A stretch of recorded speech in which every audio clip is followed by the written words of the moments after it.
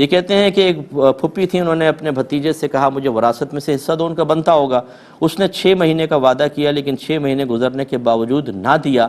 تو جس نے نہیں دیا، کیا اس کے نماز، روزے، قربانی، حج وغیرہ مقبول ہوگا؟ دیکھیں، بعض گناہ ایسے ضرور ہیں جن میں نبی کریم صلی اللہ علیہ وسلم کی طرف سے عبادات کی عدم قبولیت کی طرف اشارہ ہے۔ جیسے جس نے اپنی ماں کو ناراض کیا، ایک روایت میں ہے وہ اس کو راضی کر لے، اگر راضی نہیں کرے گا تو اللہ تعالیٰ نہ اس کا فرض قبول کرے گا نہ اس کا نفل۔ تو یوں ایسے بعض گناہ ہیں، لیکن ہر گناہ کے بارے میں ایسا نہیں ہے کہ اس کے اعمال مقبول نہیں ہوں گے۔ کسی کا پیسہ دبا لیں گے، اعمال اپنی جگہ پر ہیں، یعنی اس کے جو نیک اعمال ہیں ان کی قبولیت عدم قبولیت اللہ کی مشیت پر موقوف ہے۔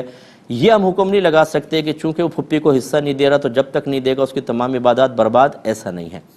لیکن یہ کہنے کا مقصد ایسے لوگوں کی حوصلہ افزائی بھی نہیں ہے۔ جب آپ ایک مال دینا ہے تو فوراً سے پیشتر دینا، آپ نفع اٹھاتے رہے۔ جیسے بعض اوقات ایسا ہوتا ہے کہ 4 بھائی ہیں، 2 بھائی ایک مکان میں رہ رہے ہیں، والد صاحب کا انتقال ہے، وہ کہتے ہیں اب یہ مکان اگر ہم تقسیم کر دیں گے ہم کہاں جائیں گے؟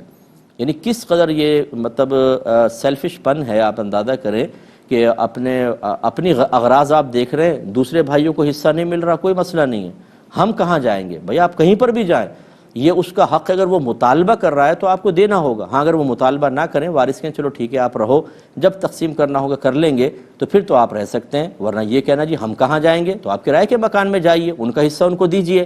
تو یہ چونکہ اب بڑی معذرت کے ساتھ میں جملے کہتا ہوں، بعض لوگ ناراض ہو جاتے ہیں، یہ اصل میں وائرس منتقل ہوتا ہے ماں باپ کی طرف سے۔ وہ بچوں کی دینی تربیت نہیں کرتے، انہیں نہیں پتہ ہوتا کہ بچوں کی روحانی تربیت کیسے کرنی ہے، ان کو علم کیسے سکھانا ہے، گناہوں کی معرفت کیسے دلوانی ہے۔ وہی چند مخصوص چیزیں، ایمان مفصل، ایمان مجمل، ناظرہ قرآن، 6 کلمے یاد کروا دیے، تھوڑی سی نماز، ہمارا فرض ادا ہو گیا۔ تھوڑے سے اخلاقیات سکھا لیتے ہیں، بیٹا کسی کے گھر جائیں تو دیکھو چیز نہیں مانگتے ہیں۔ ابا جان پوری زندگی میں 2-4 مقولے ہوتے ہیں جو بچوں کو سکھا دیتے ہیں، وہی بچے ذکر کرتے رہتے ہیں، ہمارے ابا جان کہا کرتے تھے یہ نہ کریں، ہمارے ابا جان کہا کرتے تھے یہ نہ کریں۔ وہ 2-4 چیزیں ہوتی ہیں، باقی شریعت کس چیز کا مطالبہ کر رہی ہے وہ تو ماں باپ کو سمجھنا چاہیے نا، وہ تو آپ ذمہ داری پوری کریں۔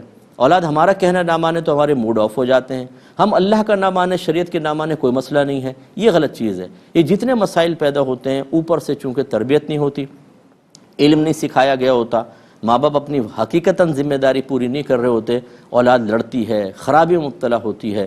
اور میں اکثر آپ کو سمجھا چکا ہوں، ناراض مت ہویا کریں میری بات کا، میں بالکل صحیح بات آپ کو کہتا ہوں آپ کی ہمدردی میں۔